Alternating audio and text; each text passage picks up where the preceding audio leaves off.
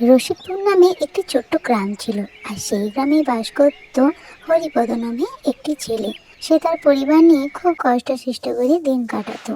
সে চাষ করত, আর চাষের সবজিগুলোকে সে বাজারে নিয়ে গিয়ে বিক্রি করত। কিন্তু চাষের সবজিগুলোর দাম খুব একটা বেশি পেত না। সে খুব কষ্ট সৃষ্ট করে সংসার চালাতো, কিন্তু দিনের পর দিন এইভাবে তার আর ভালো লাগতো না।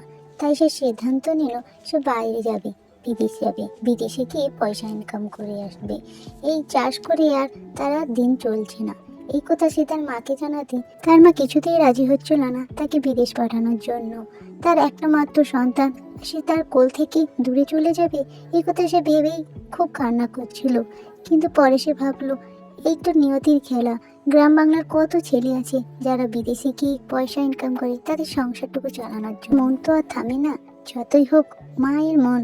তাই মা দরজার ফাঁক থেকে সব সময় তার ছেলের জন্য কান্না করতো। ভিডিওটি ভালো লাগলে অবশ্যই একটি লাইক দেবে।